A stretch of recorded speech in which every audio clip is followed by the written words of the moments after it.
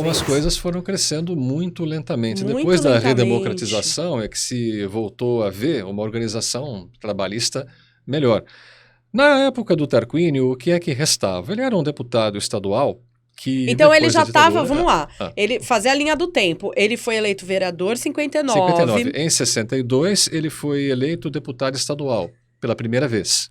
Tá. Né? Ele ganhou a Então eleição. também um pioneiro na Assembleia. Sim, o primeiro negro reconhecidamente deputado estadual aqui em São Paulo. Deputado estadual por Santos. Não, e pelo estado de São Paulo Pelo todo. estado de São Paulo, mas assim, defendendo Por os Santos, interesses defendendo da Santos, Baixada Santista, o que havia de na Baixada época Santista não naquela existia, né, com esse nome. Exatamente. Mas a região de Santos, Sim. ele estava lá, enfim, representava Sim. na Assembleia. Isso. E aí, nessa época... Aí nessa época, em 65, teve uma eleição para a prefeitura. Havia muitas eleições e às vezes acontecia o seguinte, a eleição para prefeito em um ano, para vereador em outro. Era diferente separado. do que é hoje. Depois é que aconteceu de igualar as eleições. Acho que em 68 só que foi eleição ao mesmo tempo. Não sei se 65 ou 68. Então aí Fugiu. teve uma outra oportunidade. Teve. Em 65 ele concorreu pela primeira vez a prefeito. Mas o que é que aconteceu? Essa situação ideológica atrapalhou o Tarquínio.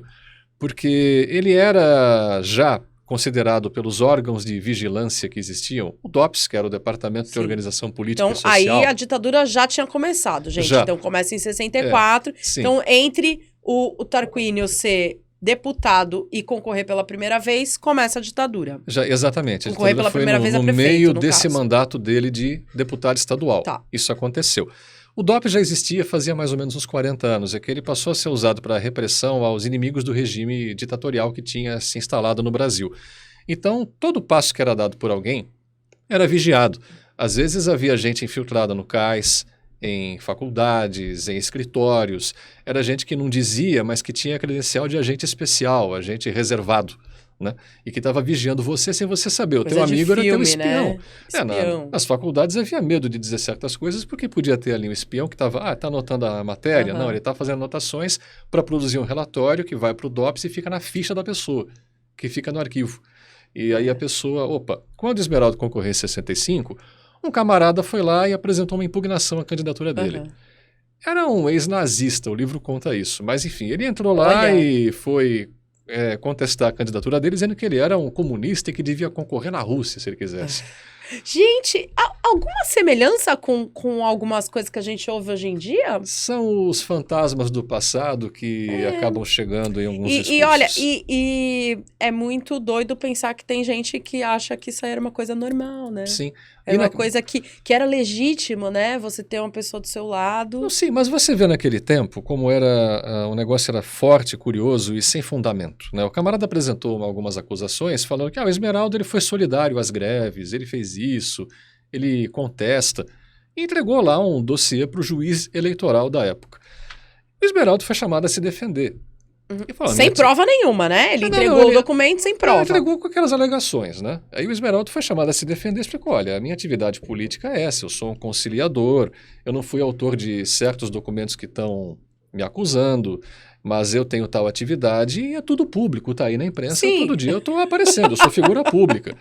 E o juiz entendeu o seguinte, olha, apesar de a gente ter testemunhos favoráveis ao candidato, é certo que em matéria de ideologia isso é uma coisa muito subjetiva, então para evitar riscos à quebra da ordem vigente, vamos indeferir o registro da candidatura dele. Mas aí depois então ele continuou fazendo campanha, como se não tivesse tido o registro cassado, recorreu, e no recurso, sem maiores explicações, ele ganhou, e aí permitiram a candidatura dele. Naquele tempo, o candidato a prefeito, que era adversário principal, era o Silvio Fernandes Lopes. O Silvio era considerado um homem da revolução na cidade, né? A Revolução de 64.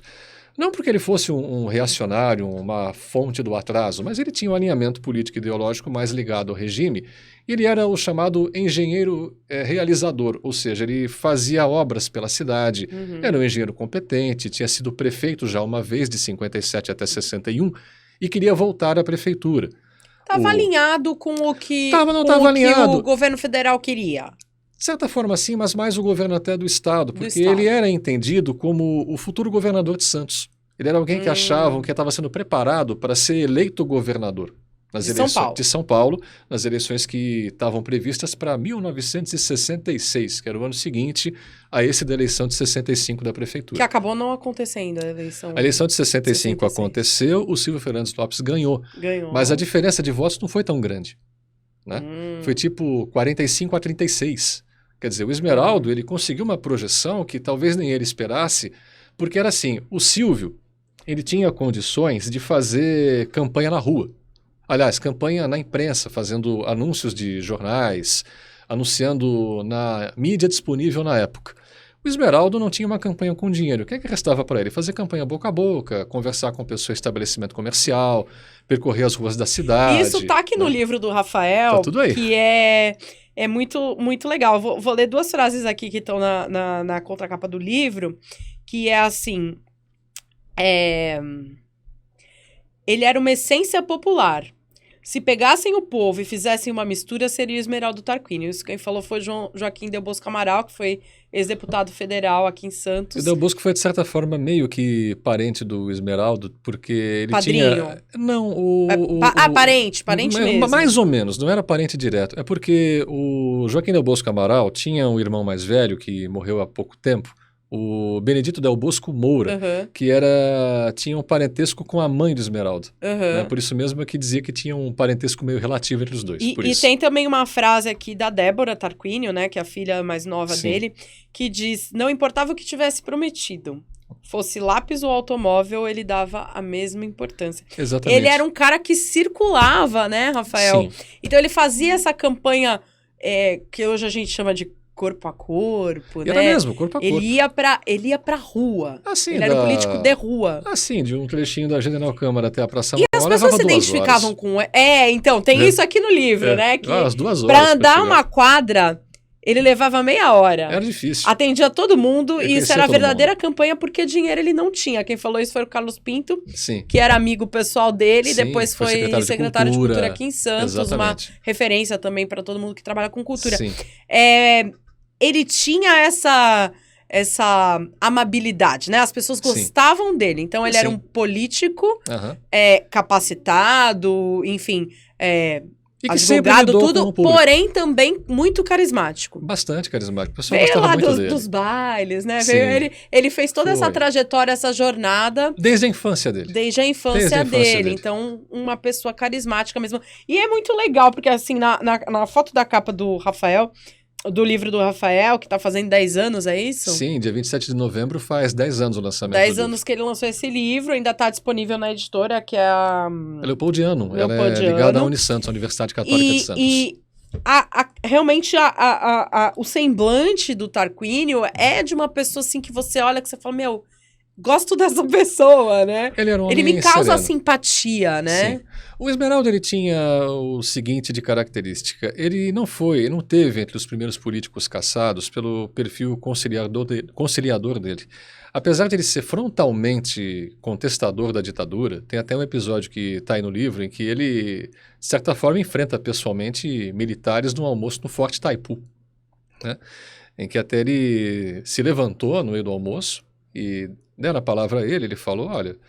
É triste ver que o exército brasileiro se agasalha atrás de saias, porque teve a marcha pela família, com Deus pela liberdade, com muitas mulheres participando, as mulheres da sociedade, e que deixa acontecerem certas coisas no Desculpa a país. risada, Rafael. Mas é que tem existe. muita semelhança Mas com isso... uma fase recente que a gente viveu, né? Sim, mas isso de fato, é um resquício Corajoso daquele demais ele, né? Ele era, mas aí teve um militar assim de liderança, acho que já um general, que acabou reagindo.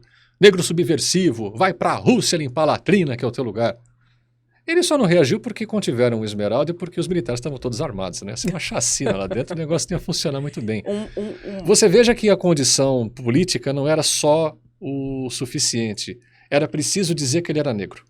Uma vez no Cais do Porto, teve uma manifestação em que ele estava presente para tentar acalmar os ânimos. Um guarda, um militar, gritou para ele, negro safado. Ele falou, negro sim, safado nunca. Né? Mas ele também dizia o seguinte, negro, mas não somente negro. Porque apesar de isso ser motivo de discriminação, de dificuldade, isso não podia fazer com que se tornasse um obstáculo total para que você, mesmo tendo barreiras a enfrentar, você fosse lá e enfrentasse. O grande Otelo, artista negro, famoso internacionalmente, ele disse numa entrevista na década de 70 o seguinte: para o negro ter destaque, ele tem que se esforçar 10 vezes mais que o branco. Uhum. Então essas coisas de fato desanimam. Não é todo mundo que tem aquela disposição de espírito para dizer, não, eu vou até o fim, custe o que custar, não interessa. A gente larga certas coisas no meio do caminho, mesmo sem ter essa dificuldade tanta de olharem para você e dizer, não, você não vai entrar aqui porque não pode. O Esmeraldo algumas vezes foi impedido de entrar em alguns lugares, clubes esportivos, porque era negro.